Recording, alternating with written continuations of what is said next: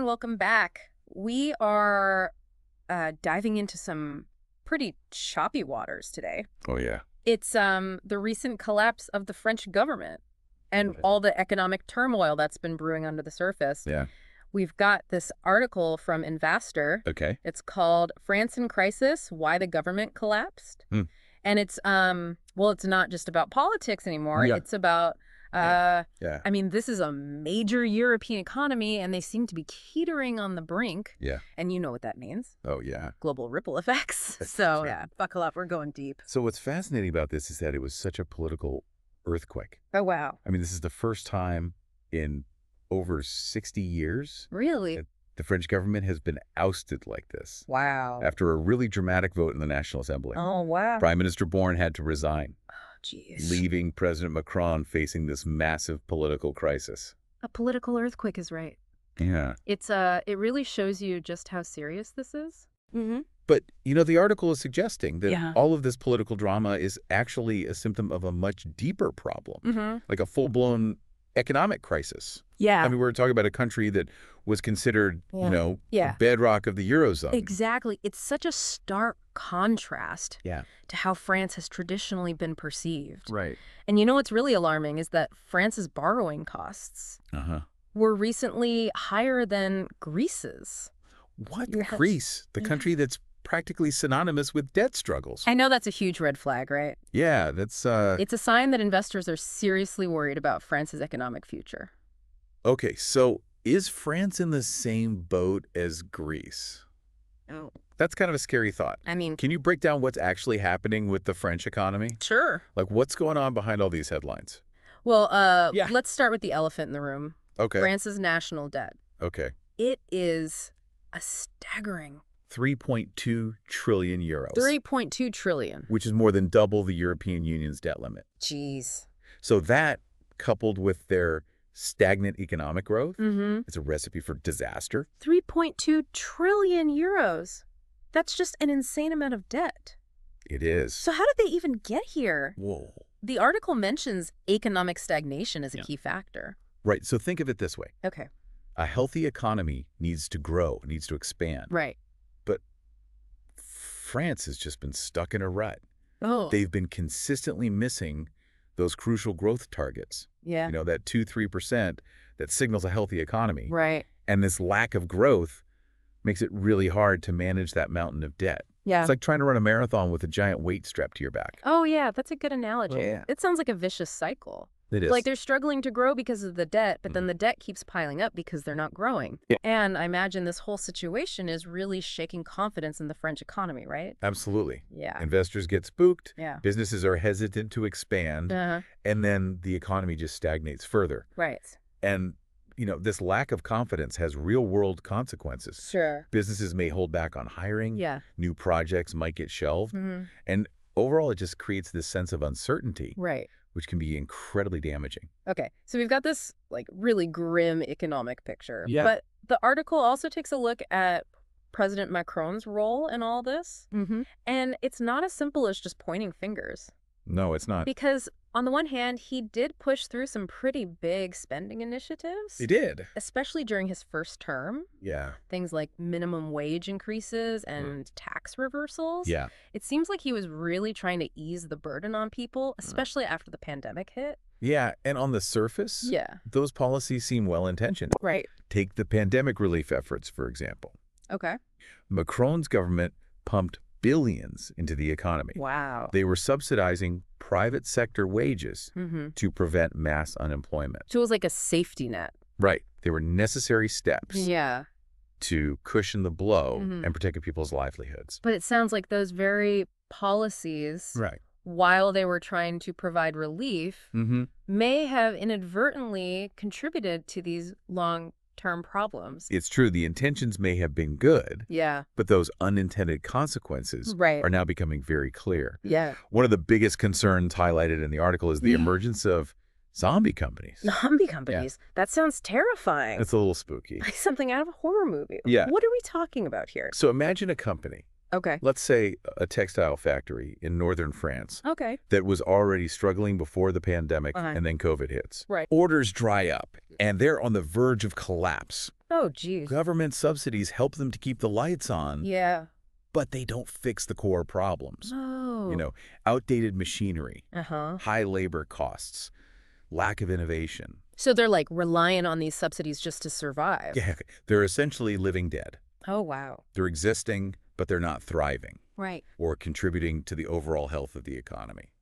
So that's where it gets really concerning because Yeah. the article suggests that these zombie companies, Mm. they might actually be hindering the growth that France needs. It's possible. It's like a Band-Aid solution that's actually preventing the wound from healing. Yeah, and this is something that economists and former European leaders have been warning about for years, Really? that these kinds of prolonged subsidies can create a zombie economy. Wow. They hinder necessary reforms and long-term growth. Interesting. And it seems like those warnings are coming to fruition in France right now. Yeah. So we've got this ticking time bomb of debt, Yeah, an economy that's barely moving, right. and now this whole zombie company problem Yeah, lurking in the shadows. it's not a pretty picture. It's like a perfect storm of economic woes. Mm-hmm. But on top of all that, Macron decided to roll the dice He did. with that snap election back in July, Mm-hmm. hoping to kind of strengthen his position. Yeah. But that didn't really go as planned, did it? It was a gamble that didn't pay off. Yeah. Instead of securing a stronger mandate, Mm-hmm. the election resulted in a fractured political landscape. Yeah. His centrist bloc lost its majority, Oh, wow. and the far-right National Rally Right. and the left-wing UPass coalition, Yeah. they made significant gains. Wow. So now Macron is trying to govern in this Yeah. incredibly divided and volatile environment. So he's caught in the middle of this political tug-of-war, Yeah. all while the economy is, on the verge of a meltdown. Yeah, it's tough. Talk about pressure. It's a lot. What did he do? So he appointed Élisabeth Borne as the new prime minister. Okay. She's a seasoned politician, Mm-hmm. known for her tough negotiating skills. Right. But even with her experience, Yeah. she's been handed a nearly impossible task. Yeah, it's like trying to steer a ship through a hurricane, Yeah, blindfolded with one hand tied behind your back. pretty much. And to make matters worse, the article uses this phrase, Oh, yeah. financial precipice, Uh-huh. to describe where France stands right now. It's not good. That doesn't sound good at all. No, it's a very serious situation. Yeah. The choices ahead are incredibly difficult, Mm-hmm. and the consequences could be dire. So what are those choices? Well, what can they do? That's a good question. I mean, is there even a way out at this point? That's what we're going to explore in the next part of our deep dive, so don't go anywhere. Okay, so we've established that France is in a pretty tough spot right now. Yeah. Standing on the edge of this financial precipice, like the article says. But before we dive into potential solutions, Yeah. I think it's important to take a step back Okay. and understand how they got here. Hmm. The article traces this crisis back to Yeah. a whole bunch of events and decisions Right. that have been building up for years. It's not just one single event. Right. It's more like a chain reaction, Okay. a series of dominoes falling. Oh, so if we're talking dominoes, Yeah. it seems like France's national debt was like that first domino to fall. Right. That 3.2 trillion euro debt, Right. it's been accumulating for decades. Oh, wow. It's not a new problem, Right. but the context surrounding it has shifted, making it much more of a threat now. So what's changed? Well, the article mentions these global shocks, Uh-huh. things like the pandemic, Mm-hmm. the war in Ukraine. Right. Those have put immense pressure on economies worldwide, Yeah, for sure. especially in developed countries. Right. But when you're carrying a heavy debt load already, Uh-huh. like France, the impact of these shocks is like magnified. Oh, I see. It's like trying to stay afloat in a storm when your boat is already overloaded. Oh, yeah, that makes sense. So they were already in a vulnerable position, Yeah, and then these external crises just pushed them closer to the edge. exactly. And then you add in the policies Macron implemented, Right. which, while they were aimed at helping people, Mm-hmm. they may have inadvertently made things worse. You're talking about those big spending programs, right? Yes. The ones that were supposed to stimulate the economy and yeah. protect people during the pandemic. Yeah, those programs. Yeah. They did provide relief in the short term. Right. But they also contributed to France's debt. Right. And as we discussed earlier, Yeah. those policies, especially the ones that propped up those zombie companies, they might have actually delayed some necessary reforms It's possible. that France needs to get back on track. It's a classic case of good intentions. Yeah. Leading to unintended consequences. And those unintended consequences, they've been felt across the board. They have. In the political arena, in the rise of these extremist parties, even in the social fabric of the country. It's true. It's a really complex web of issues. It is. That are not easily untangled. Yeah. The article describes it as a combination of things. Mismanagement, economic missteps, and this really divided political landscape. And what's concerning is that France isn't alone in this. That's right. A lot of developed economies around the world are dealing with similar problems. They are. Sluggish growth, high debt, a growing distrust in institutions. Exactly. So what's happening in France could be a warning sign. It could be a cautionary tale. It highlights the need for responsible fiscal policies, long-term thinking, and leaders who are willing to make tough choices. Right, because kicking the can down the road just makes the problem worse later on. Exactly. So let's bring it back to France. Okay. Macron has said he wants to rebuild. He wants to steer the country through this. But what are his options? That's the million-euro question, isn't it? It really is. There are no easy solutions when you're facing a crisis of this magnitude. Right. But inaction is not an option either. So we need to look at the potential paths forward and recognize that none of them are going to be painless. That's right. Okay, so let's dive into those potential paths. Okay. What are we looking at here? What are the options? So we've talked about the challenges facing France. Right. No easy solutions, no quick fixes. Yeah. What are some of the paths forward that Macron might consider? Well, and what are the potential consequences? Okay. Well, one option that often comes up in situations like this is austerity. Austerity meaning? It essentially means tightening the belt across the board.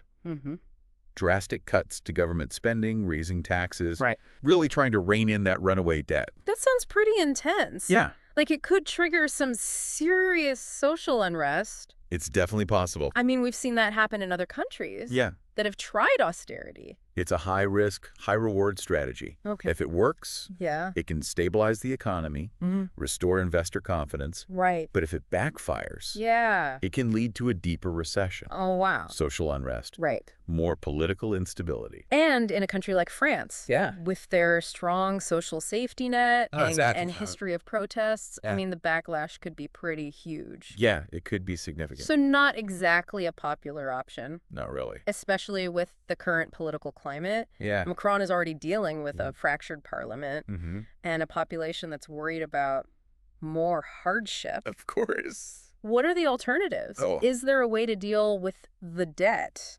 without resorting to those drastic measures? There are other options. Okay.